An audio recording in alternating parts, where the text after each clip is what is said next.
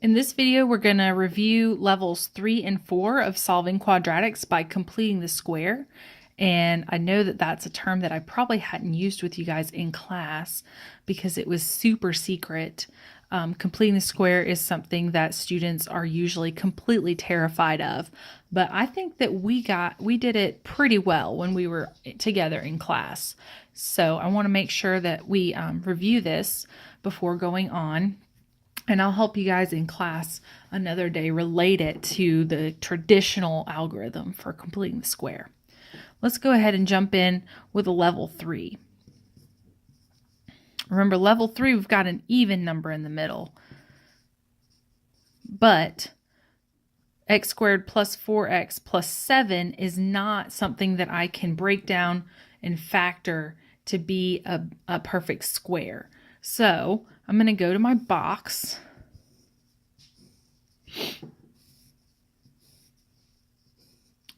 And I know that this x squared was once x times x.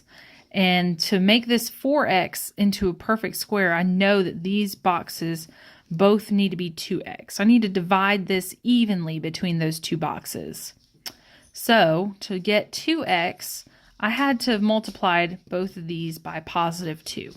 Which means in this box, there should be a 4. I have a 7. So I need to figure out what I can do to this 7 to make it into a 4. And to do that, I'm going to just subtract 3 from both sides of my equation. Remember, you always have to do to one side of the equation that you would do to another. So you have got to subtract from both sides if you're going to do something like that to your equation. And then 19 minus 3 is 16. Now, we just saw this in the last video, on the last set of examples. This is a perfect square trinomial. This is x plus 2 times x plus 2 equals 16, which then we could rewrite to be x plus 2 squared equals 16. And then we just take the square root of both sides of the equation to solve. X plus 2 squared equals square root of 16. X plus 2 equals plus or minus 4. Always remember that plus or minus sign. It means something. Don't ever leave it off. It is so important because there are two answers to this equation. And then we're going to just split it up like that. And then solve this little one-step equation. X is equal to 2 and x is equal to negative 6. And we just completed the square. Solved the whole quadratic by completing the square. And the actual step that was completing the square was when we subtracted this 3 from both sides. So just in case you were wondering where the magic happened, it was right there. Let's try another example. X squared minus 6x plus 1 equals 92. All right, we haven't worked with a 6 in a while. Let's look at it.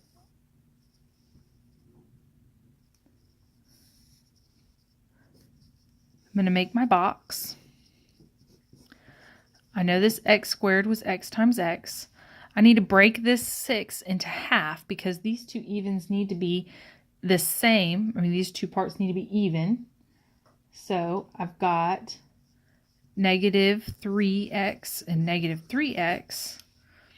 So I know I had to multiply by negative 3 to get that. And then 3 times 3 is going to be 9.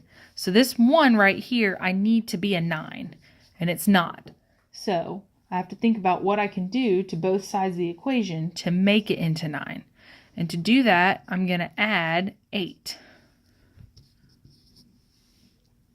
So now I have x squared minus 6x plus 9 equals 100.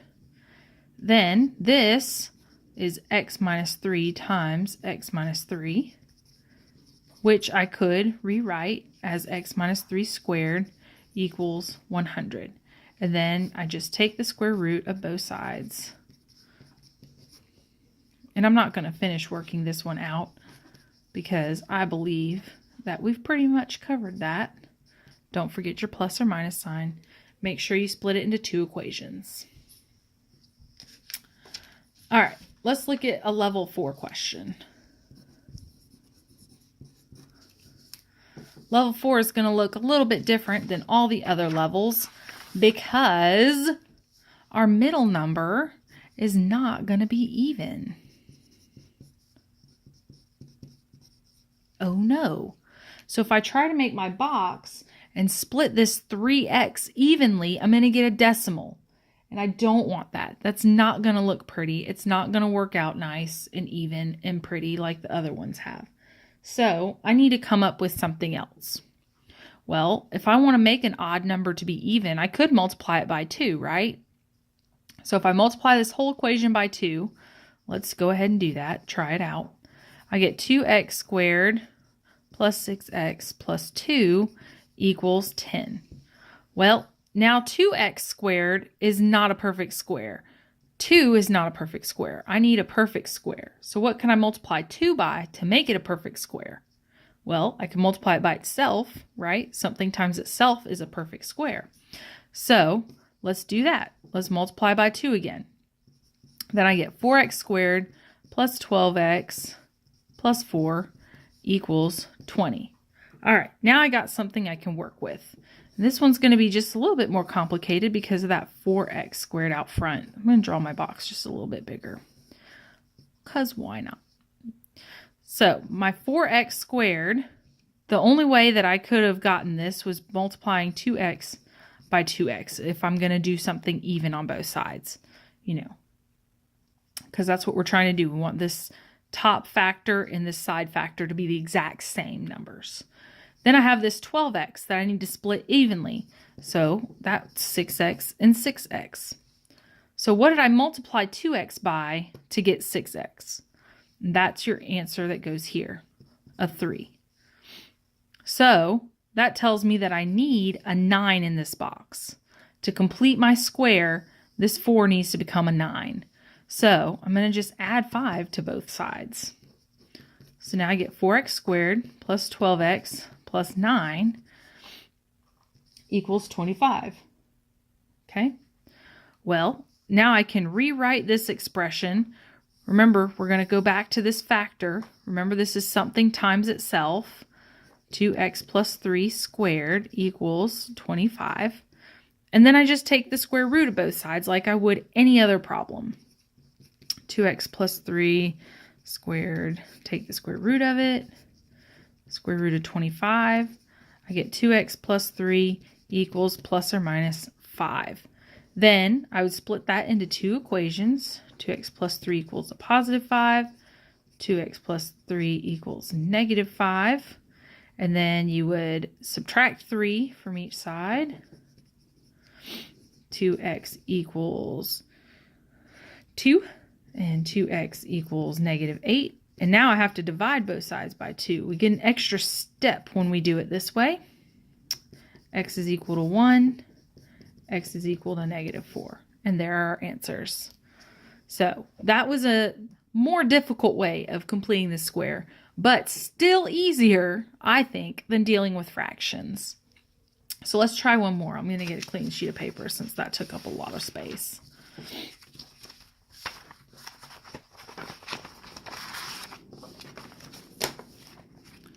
Let's do one more. Let's do x squared minus 5x plus 6 is equal to 2. All right, I know this 5, whoops, I'm not even writing where you can see it. This 5 is an odd number. So instead of multiplying by 2 times, this time I'm just going to start out by multiplying by that 4 that I know I need, because I need this front to be a perfect square and the middle to be an even number. Okay, perfect. Oops, look at me. I forgot to multiply 4 all the way through. Glad I caught that. Something wasn't going to work out right. So let's make my box. I've got 4x squared. I know that's 2x and 2x. And then my negative 20 is going to be negative 10 and negative 10. Remember, you just split this evenly. you want these two numbers, or these two factors, to be exactly the same on the side and the top. So you want these two to be even. So in order to get -10, I have to multiply by -5. And then to get this number, you multiply 5 times 5, and that's 25. So I have 24, and I need 25. So what I'm going to do is add 1 to both sides.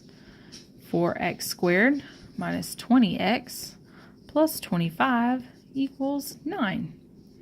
Now remember, this is something times itself, so I can write it 2x minus 5 squared equals 9. And then you can take the square root of both sides, just as you would with all the other problems we've done. I think that this is just a really great method, because we can take square roots. We can use our box. We can take square roots. So again, you would split this into 2 equations, and you would continue working it out from there. But I'm going to let you go ahead and handle that. All right. Hope this review helped. All right. Let's try a couple problems using the quadratic formula. And I have level 5 in quotes, because although this is sort of using the same method, it's not at the same time. We aren't going to make our magic box, and we're not going to find we're not going to complete our square. Instead, we're going to go straight to the formula that works for any problem. Any quadratic you have, you can use the quadratic formula for. And I'm going to remind you that your equations have to be in standard form. Ax squared plus bx plus c equals 0. Okay? If there's stuff on this side of the equation, you need to move it over and make it part of the rest of your equation by combining like terms appropriately. So let's go ahead and jump in. 3x squared plus 5x plus 1 equals 9. All right, this time I have a non-perfect square here and an odd number. It's just all sorts of really rough looking. And I could use the magic box method. I could multiply everything by 3 to make sure that this is a perfect square here. And then if I needed to, I could multiply by 4 to make sure that this was even. But we're not going to do that method. We're going to instead identify A, B, and C. Okay. I can't do that quite yet because I have this 9 over here, right? This needs to be 0. So first I need to subtract 9 from both sides. And this equation becomes 3x squared plus 5x minus 8 equals 0. And now I can identify A, B, and C. A is always the number attached to the x squared, okay? No x's, just the coefficients. So the number attached to x squared is 3. B is always the number attached to the 5. And C is the number by itself. If there's a minus out there, you need to make sure you bring it with it. That's its cell phone or its backpack. It needs to go everywhere with it. Then we're going to take these numbers and we're going to plug them into the quadratic formula. Negative b plus or minus b squared minus 4ac all over 2 times a. However, I always suggest that we start with just the discriminant. That way we break up all of the different orders of operations we have to do in our problem. So let's start with that. B squared minus 4ac. My b is equal to 5. And that 4 is always there. Okay. This 5 squared is going to be 25. I never put pluses or minuses in my calculator. I always count how many there are. So there are 2 minus signs. 2 negatives make a positive. So I know this is going to be a plus. 4 times 3 is 12. And then 12 times 8 I think is 96. But I'm going to make sure because I don't want to mess up. Yeah, 96. And then we would add those two together. 25 and 96 gives us 121, I believe.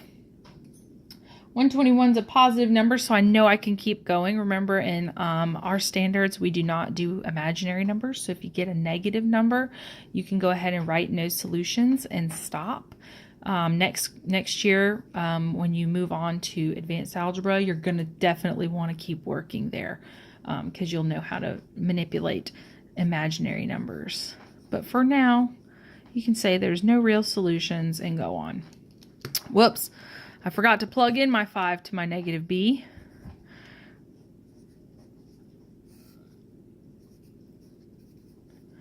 All right, my negative b plus or minus b squared minus 4ac, which is that number I just found, our discriminant, and then 2 times 3.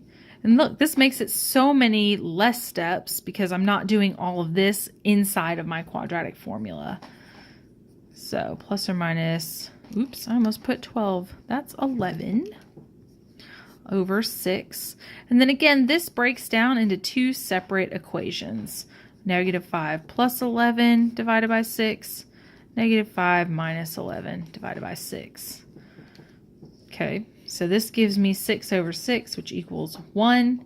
And this gives me negative 16 over 6, which gives me, I'm going to divide both of those by 2, negative 8/3. Whew, that was a doozy with those fractions. Oh, my dog is tearing up a rug. Let's do another example using the quadratic formula. 7x squared minus x plus 1 equals 9. Again, I have to get it in standard form to use the quadratic formula. So I have to take this 9 and subtract it from both sides to make everything equal to 0. Now I can identify a, b, and c.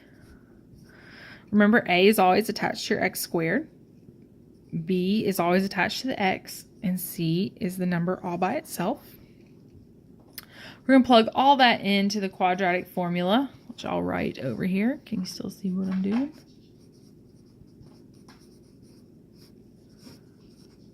But I'm going to start just with the discriminant, just with the part that's underneath the radical, because it helps break up the problem a little bit.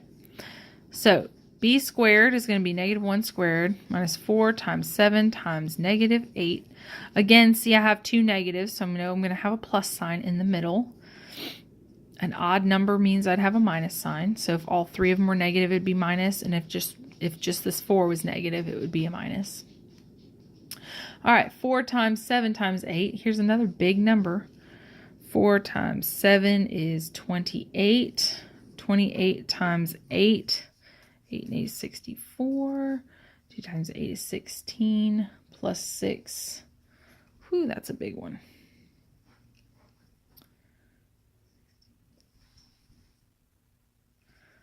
$224. Alrighty. Then we would add those two together and we get 225. I know that one's a perfect square too, so this one's going to work out nice and easy as well. So here we go again with our negative b, negative 1 plus or minus square root 225 all over 2 times a, which is 7. This is one of the biggest mistakes right here, is that students forget to multiply by a down here. They always just divide by 2, and then they realize, oops, there was an a value there. So here we go. I need to split this into 2 equations. One is 1 plus 15 divided by 14. The other one's 1 minus 15 divided by 14.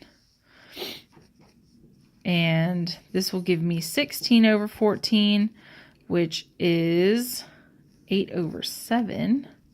And this one will give me negative 14 over 14, which is negative 1. All right. I hope that helps refresh your memories about the quadratic formula. Remember, if you forget how to factor, if you forget how to complete the square, or if you forget how to take the square root of both sides, you can always use this formula, which is on your formula sheet, and those other ones are not. So it's very handy to know. However, I always consider it a last resort because there are so many steps. Good luck.